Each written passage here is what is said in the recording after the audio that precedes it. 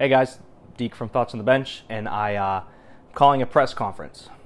It's come to my attention that there's a little bit of tension amongst some of our all-stars here at Thoughts from the Bench. I want to make it very well known that the graphics decision and the new set were brought to corporate, me, and you know what, we're going to do everything we can to make John Fisher comfortable with this company, being the face of the company that he is. That being said, we will have to cut one night of production. So the SmackDown Live show with Josh Elsas and the ending update with Indie Darling will be now shot at the same location, at the same time, on the same date. These are cuts that have been brought to the company in order to maintain our roster of John Fisher and others. Please look for their video to come out. I have no doubt in my mind that both class acts of Elsas and Darling will do just fine. And everything else is business as usual. I don't know what you're eating up about, man. This is awesome. We get to do so much now. We can talk about AJ Styles in New Japan. We can talk about Nakamura in Japan. We can talk about Bobby Roode going to TNA and then convert it over to WWE. This is amazing. How are you not excited for this? You at least got to let me wear the mask. Deal.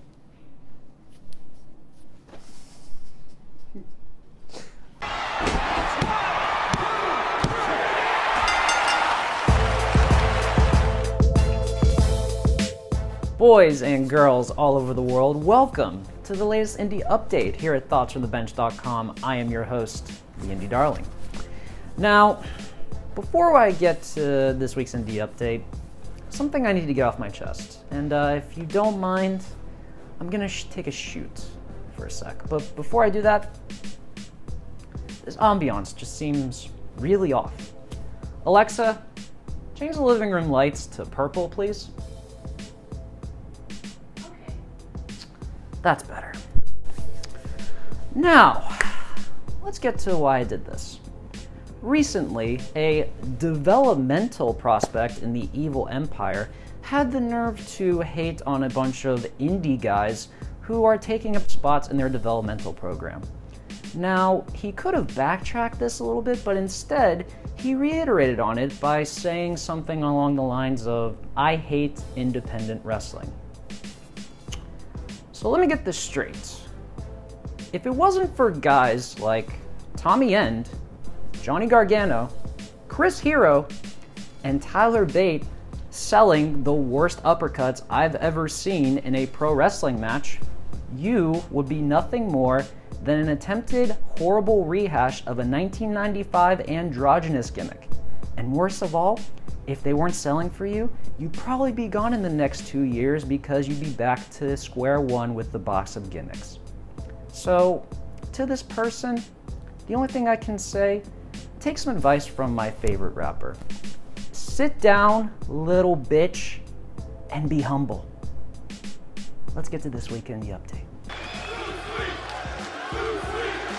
So first off, let's get to some honor rising, shall we? This past weekend, Ring of Honor and New Japan Pro Wrestling held their first co-promoted show of the year with back-to-back nights at Korakuen Hall. We had a number of storylines and developments that occurred this past weekend, with the likes of Golden Lovers reuniting, Cody attempting to continue his saga of power struggling in Bullet Club, the Bucks making a surprise jump to heavyweight, Marty Scurll officially going gray before the age of 30, and the Japanese wrestling debut of Flip Gordon, who, mind you, looked damn good as well.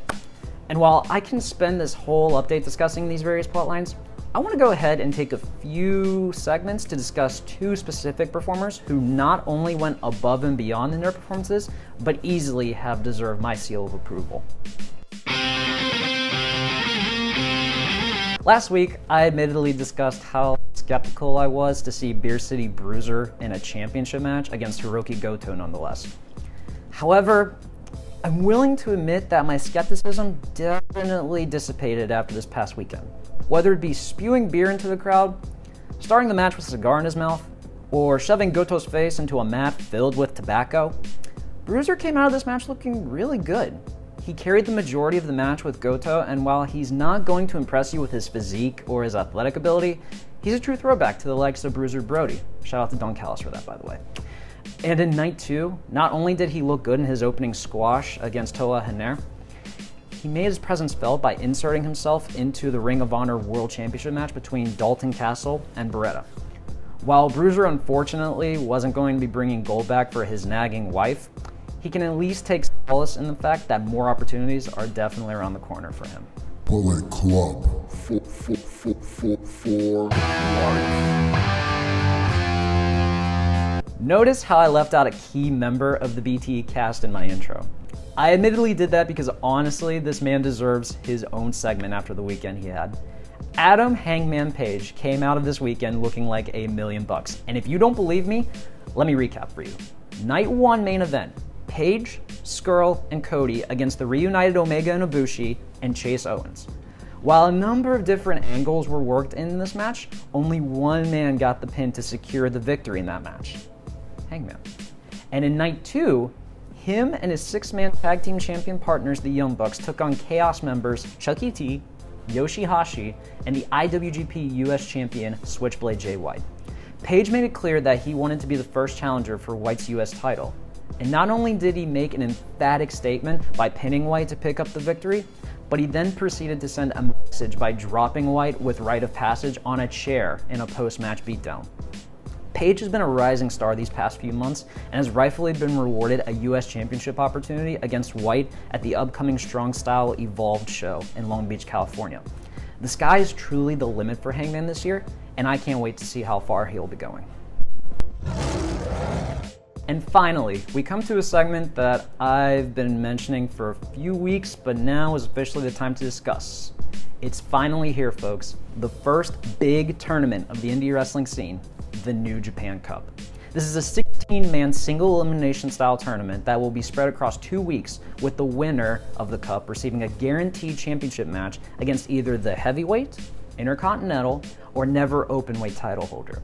The tournament begins on March 9th, and 2 first-round matchups immediately caught my eye when the brackets were revealed. As a late replacement for Beretta due to the beating he took at a recent PWG event, ironically by his best friend and replacement, which is weird by the way, Chucky T will be facing Sonata in the first round. And in the match that I'm truly looking forward to, Tetsuya Naito will be going one-on-one with Zack Sabre Jr. From a technical standpoint, I'm expecting this to be the match of the tournament. And also, I'm calling for Sabre to take the W here. Main reason? The cup is notoriously used as a way to help push newer talent to main event status, just like Katsuyori Shibata was last year, and also just like Ishii was when Omega lost to him. Sabre is someone that the world has known about for a long time, and quite frankly, he's ready to take this opportunity and show the world what he can do. So that's it for this week's indie update, folks. Follow along with the rest of our content on the various social media platforms that I probably will not be paying attention to, but of course I'm paid by Thoughts from the Bench to announce. Also, keep checking out on our YouTube page, and fortunately, I'm not going to have anyone shutting down my videos for content that's going to be on it, so always can look out for that. But anyways, stay tuned, and always and forever, the Indie Darlings for now. I want my set back. I want my day back. Peace out.